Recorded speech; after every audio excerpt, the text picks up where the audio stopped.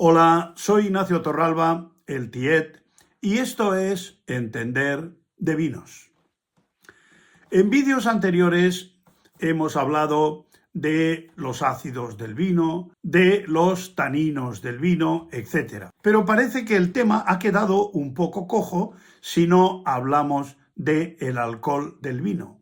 O mejor dicho, de los alcoholes del vino, porque son varios los alcoholes que el vino contiene y vamos a detallarlos a continuación. Los componentes del vino conocidos pasan de 1000, muchos de ellos en una pequeñísima proporción, pero no por ello menos importantes, porque a veces ese matiz marca la diferencia en la calidad de un vino.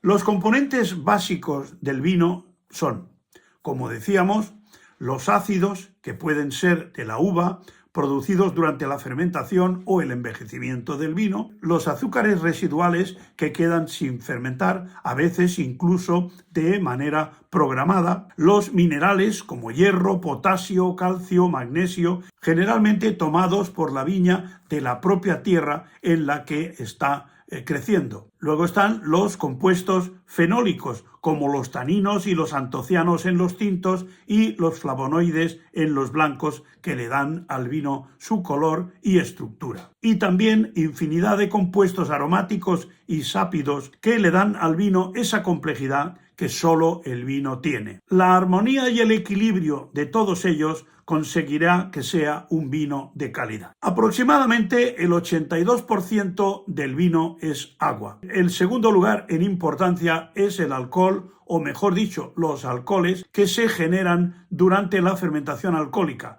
Los más importantes son el etanol y la glicerina. El porcentaje de etanol es el responsable del grado alcohólico del vino. Si la etiqueta dice que un vino tiene 14 grados, es que el 14% de su contenido es alcohol. La glicerina también es un alcohol, el alcohol glicérico o glicerol, que aporta al vino untuosidad y se puede ver fácilmente cuando el vino está en la copa, porque forma las llamadas lágrimas del vino, que aunque el vino sea tinto, son transparentes y bajan lentamente por el cristal de forma sinuosa, por lo que los franceses les llaman jambes o piernas del vino.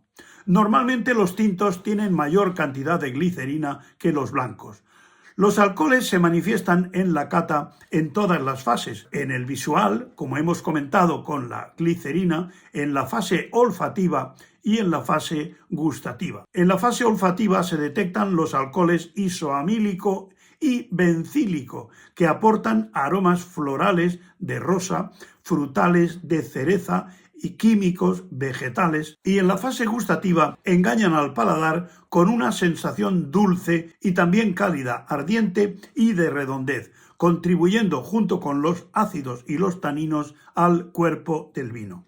Ya sabemos que el alcohol y el CO2 son sustancias de desecho que producen las levaduras en su trabajo para consumir los azúcares con los que adquieren la energía que necesitan para crecer y reproducirse. Cuando mis hijas eran pequeñas y me preguntaban cómo se hacía el vino, yo les explicaba que habían unos bichitos muy pequeños que estaban dentro del vino, que se comían el azúcar y hacían pipí alcohol y se tiraban peditos. O sea que es una explicación que es tan clara y tan práctica que incluso vale para explicarlo a personas adultas. El etanol, que es el CH3, CH2 o H, esto hay que repetirlo hasta que nos lo aprendamos como la fórmula del agua, el H2O. El etanol, decíamos, puede variar dependiendo del tipo de uva y de su grado de maduración. La llamada madurez industrial es aquella que puede producir el máximo grado alcohólico.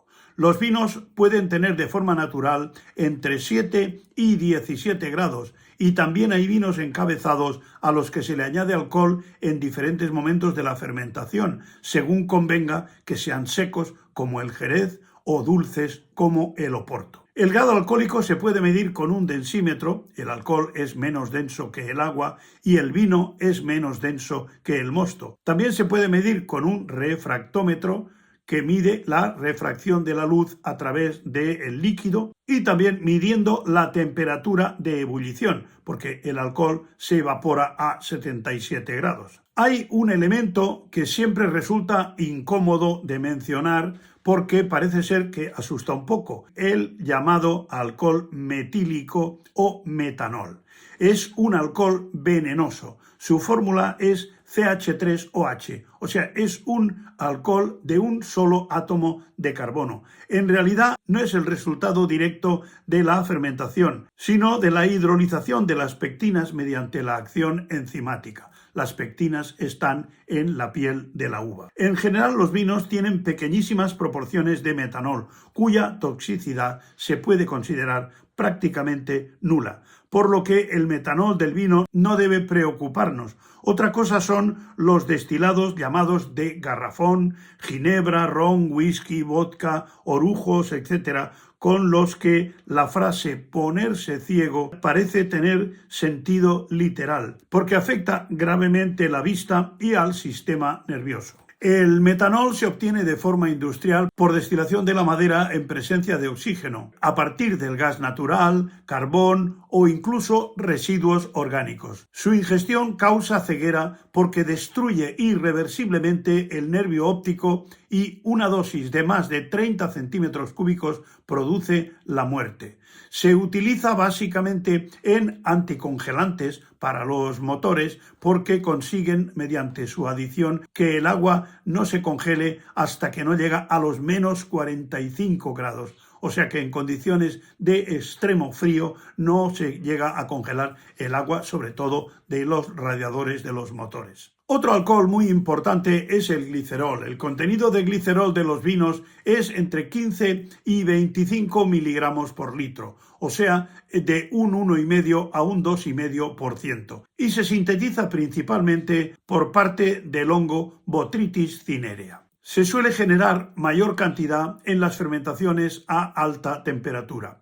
Otro polialcohol presente en el vino es el eritrol y su concentración depende de la cepa de levadura que produce la fermentación. Mientras que la Saccharomyces cerevisiae produce poca cantidad, hay una levadura salvaje llamada Cloequera apiculata, produce más cantidad, aunque es una levadura que muere a muy bajas concentraciones de alcohol. Solo actúa muy al principio de la fermentación. Otros alcoholes como el arabitol, manitol, sorbitol, inositol son polialcoholes que aportan al vino sensación de dulzura y aumentan cuando la uva es colonizada por la Botrytis cinerea. Se produce un grado alcohólico por cada 17 gramos de azúcar en el mosto. La degradación del alcohol etílico es primero a aldehído y luego a ácido acético. Se llaman alcoholes superiores a los que tienen más de 2 átomos de carbono, o sea, el metílico tiene 1 y el etílico tiene 2. Los alcoholes superiores, básicamente el eritrol, arabitol, manitol, sorbitol e inositol, los producen levaduras mediante la desaminación de los aminoácidos para obtener nitrógeno amoniacal para su consumo o para otros aminoácidos consumibles. Estos alcoholes, afortunadamente, están en concentraciones bajísimas, pues por debajo de 300 partes por millón poseen olores que detectamos como agradables, frutales, vegetales, etc. Pero por encima de ese límite son aromas francamente desagradables. También son denominados alcoholes de Fusel. Los vinos que tienen poco grado alcohólico se les denomina flojos. El alcohol junto con los ácidos son los 2 factores de conservación más importantes del vino. Un vino con menos de 9 grados no suele conservarse más allá de un año. Porque conocer los diferentes alcoholes del vino también es entender de vinos. Hasta otra.